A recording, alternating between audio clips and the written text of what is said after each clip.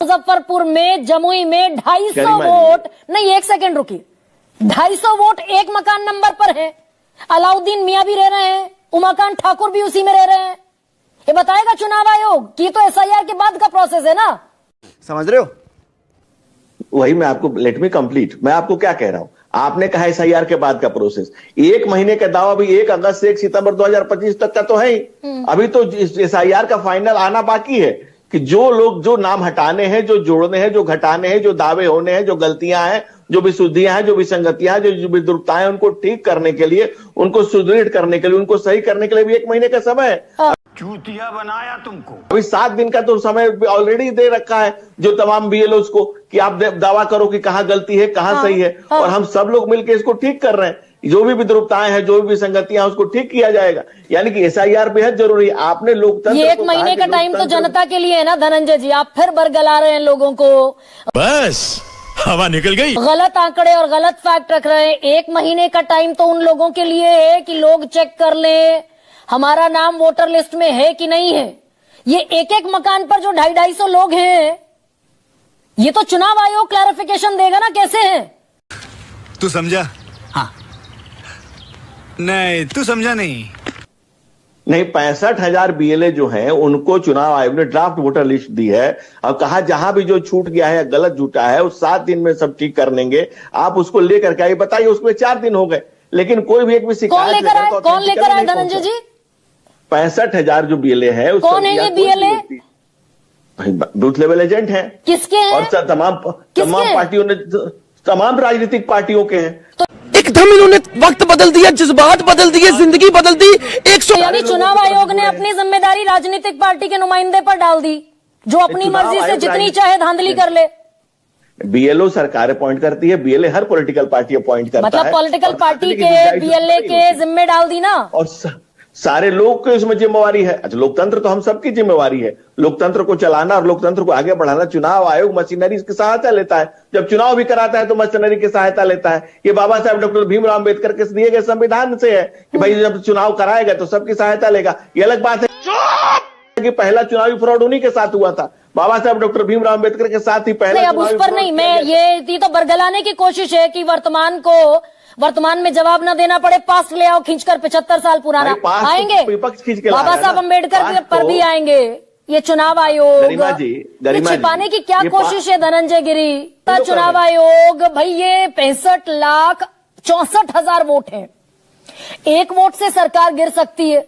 मछली शहर उत्तर प्रदेश में एक विधानसभा है, वहां बामुश्किल 16 वोटों से जीता था प्रत्याशी। यही नहीं, अभी और सुनिए।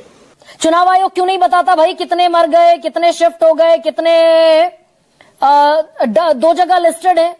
चुनाव आयोग ने तो आज सीधे सुप्रीम कोर्ट को मना कर दिया, नहीं बताएंगे हम। लेकिन मैं दूसरा सवाल पूछती हूं आपसे, ये डिजिटल वोटर रोल क्यों हटा दिया चुनाव आयोग ने? कौन है ये लोग, कहां से आते हैं? पढ़ना ले कोई। नहीं, मैं दूसरी बात करूंगा गरिमा जी। चुनाव आयोग से संबंधित सवालों का जवाब मैं भारतीय जनता पार्टी के प्रवक्ता हूं, चुनाव आयोग का नहीं। चुनाव आयोग से उसके सारे मामले सुप्रीम कोर्ट में है, और सुप्रीम कोर्ट में चुनाव आयोग अपना जवाब बखूबी दे रहा है। वो भी एक संवैधानिक संस्था है, और संवैधानिक संस्थाओं पर आरोप लगेगा तो संवैधानिक संस्थाएं उसका जवाब देंगी। नहीं, बीजेपी भी जवाब देती है ना भाई, यही तो मुश्किल है। बीजेपी भी जवाब देती है। सुधांशु त्रिवेदी कह रहे हैं, सुधांशु त्रिवेदी से लेकर किरण रिजिजू, रविशंकर प्रसाद तक की राहुल गांधी का चिप खराब हो गया है।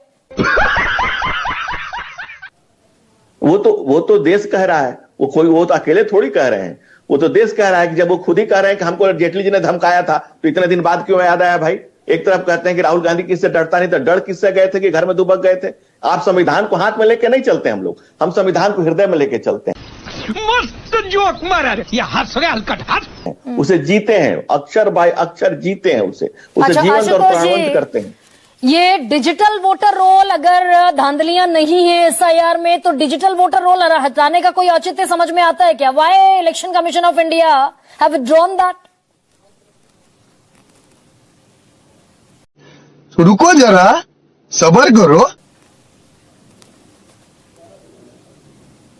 आशुतोष जी, आवाज आ रही है क्या आपको मेरी?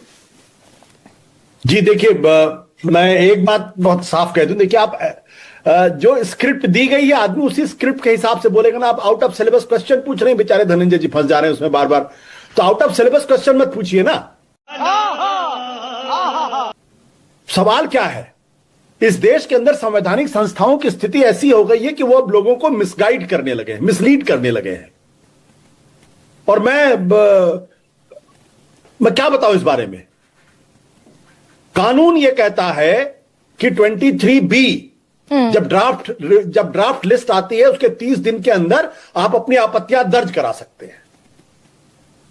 और राहुल गांधी से कह रहे हैं 1.5 साल बाद आप उसमें अपनी आपत्ति दर्ज कराइए, हलफनामा हमको दे दीजिए। मुझे तो लगता है कि किसी न किसी व्यक्ति को अब इलेक्शन कमीशन के पर ही लोगों का भरोसा खत्म हो जाएगा। तू समझा? हाँ। नहीं, तू समझा नहीं। यह देश संविधान से चलेगा, कानून से चलेगा, या किसी के विम्स एंड फैंसी पे चलेगा? मतलब मैं तो यकीन ही नहीं कर पा रहा हूं कि देश की एक संवैधानिक संस्था जिस पर बहुत काबिल लोग बैठा करते हैं, वो देश को खुलेआम गुमराह करने की कोशिश कर रहे हैं। यही नहीं, अभी और सुनिए। वो कह रहे हैं हलफनामा दीजिए उस कानून के तहत जो कानून लागू ही नहीं होता है। तो क्या मैं ये मानूं कि इलेक्शन कमीशन को तमाम लोग जो है वो इलिटरेट है, उनको कुछ पता नहीं है? अगर इलिटरेट है तो उनको वहां बैठने की जरूरत नहीं है, और अगर वो जानबूझ के ऐसा करे तो उनके खिलाफ कानूनी कार्रवाई होनी चाहिए। और मुझे तो बड़ी हैरानी होती है कि भारतीय जनता पार्टी और जनता दल यूनाइटेड के प्रवक्ता आके उसी चीज को रिपीट करते हैं। समझ रहे हो? अरे भाई, ये देश संविधान से चलेगा, ये किसी पार्टी के विम्स एंड फैंसी पर नहीं चलेगा। नहीं